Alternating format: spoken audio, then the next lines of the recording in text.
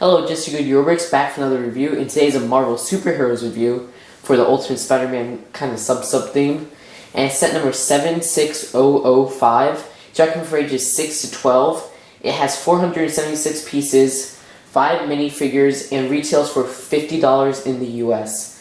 And this set is just starting to actually show up in stores. And I got mine for Christmas, so I really don't know where I got it from. But I think the Lego store, I don't know. But it's also coming in Toys R Us and stuff like that. So yeah, now let's take a look at the packaging. The packaging itself is part of the new 2013 Lego reform, as they're going to start making most $50 sets like this if they're licensed, I think. And it is the same size as the Turtle Lair attack set. And the front packaging is just awesome. I like the new graphic right here with Spider-Man swinging. And the like city in the background, which is pretty cool. It shows all the minifigures right there. And the back does show all the cool play features and even some little comic sounds and stuff like that. The set does come with 3 instruction booklets, and there's really one only thick one. And the back of the instruction booklet of this one shows a new graphic of like Spider-Man swinging with Max. I do hope they put new graphics on the other Spider-Man set, but I don't have it yet, so I don't know. And there is one comic book, and it's kind of thin like always. So the first figure of the set is one and only Spider-Man. And this is the same figure from the Doc Ock ambush set, and there's no actually any variation. And this guy does come in the flying car set with Nick Fury. And he basically has a basic torso printing of Spider-Man, and then a basic front printing for his face. And no leg printing, sadly, like all the other figures in the set. Then his back does have this little spider printing, back printing, and his spider little wire back printing. The next figure of the set is Nova, and Nova's pretty cool, and he does have some front printing with his little reactors right there, and some studs as attached to his actually hands, and those kind of look weird, and it's like Iron Man's stud attached to hand stuff. And his back does have some new back printing, which is really cool, and he does have a double-sided face if you take off his helmet, which is this piece right here. And his back of his face just reveals like a chilled version of him, and his front reveals an angry version of him, which is a pretty cool. So he's a pretty cool figure, and he is exclusive to this set. The next figure is JJJ, and he's just an awesome figure, and he is pretty faithful to the actually cartoon version he's based off of. And he does have a nice Widow's Peak hairpiece in that gray color, which was used on I think Star Wars guy in 2009. And he does have some cool face printing and a nice torso printing, and he does come with a camera right there, and he does come with sand blue legs. And the back of him reveals some continuing torso printing, and he does have a double-sided face where he looks a bit angry right there, which is pretty cool and exclusive to him. And he is exclusive to the set, even though there was an older version of him from 2004. The first villain of the set is Beatle, and this guy's just an awesome figure. And he does have some torso printing right there, and a new face printing. And sadly, no leg printing like all the other figures in the set. And he does have this wing piece, which you do get an extra of in the set, and sadly no back facial printing. But he does have some back printing right here, which is pretty cool and wasn't really needed, but it's just a nice add-on. Next figure is Dr. Doom, and he's really cartoony, but he is based off of the Ultimate Spider-Man cartoon. And he is from the Fantastic Four, and it's kind of funny as there's no Fantastic Four people in the set. He does have some nice torso and leg printing, and this actually hood from the Hobbit Mirkwood Elf set from 2012.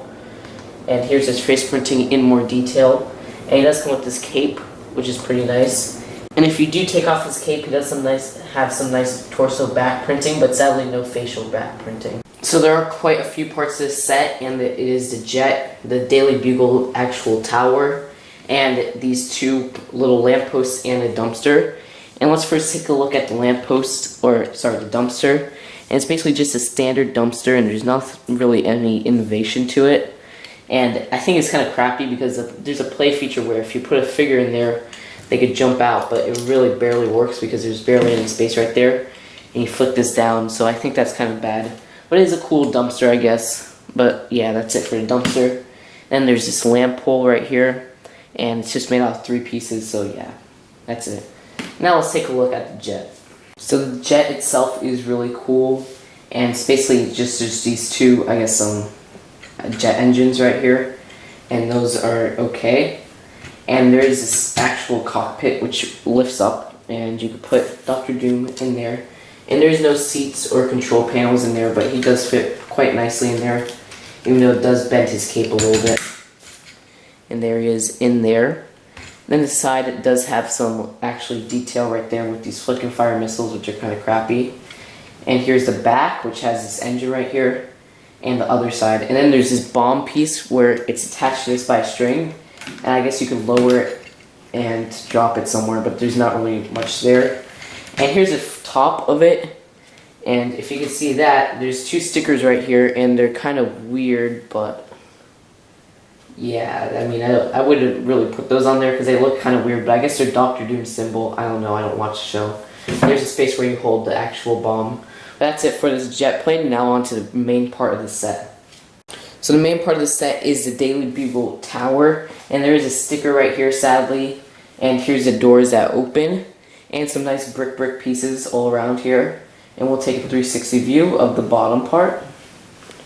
There's a door right there, some actually, like, it's the first part of the stairway, and a plant, but nothing really on the first floor. Then this side, which has no door or anything like that.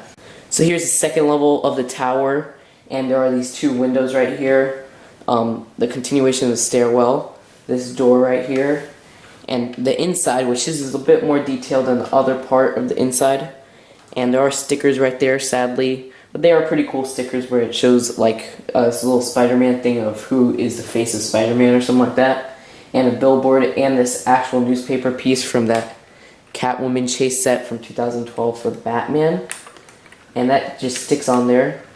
And there's this cupboard right here, and nothing's really in there, and a swivel chair.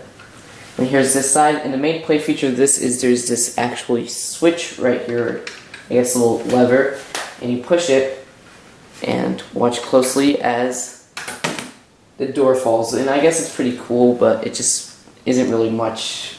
The last real floor of the actual building, but not the roof, is this part right here, and you could see the actual sticker, little panel part right there of JJJ.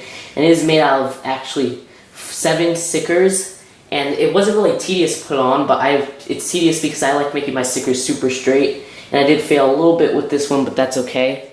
And here's a 360 view of that. And the staircase continues right here, not much there. And the inside actually has this little part with a computer and a lamp, so there is some cool detail right there. But that's really it, and there's not really any major play feature of this part. So the last part is this roof right here, and it's pretty cool, and there are 3 stickers right here that say DBC, and there's a cool satellite dish right there. And if you turn it around this way, there's this little lever here which has a play feature for this trap door where you put a figure there, and if you move the lever, the trap door will like move like that, and then they fall in or whatever. And there are some more play features right here which I'll get into later, but here's just the rest of the view. And the play feature right here is this little lever back here, and if you press it, the actual thing just flies off, which is okay, I guess. This is my favorite play feature right here, where if you get the Spider-Man figure or any other figure actually, and you put them on this little part right here, because there's a little 2 by middle 1 stud, tile, I don't know what they're called, I forgot. And if you attach them to this actual web right here, and you push them, and he swings off. And you could, if you put the swing right there, you make that he's swinging around or whatnot. That's it for the whole set, and I know it was long, but now for the final verdict.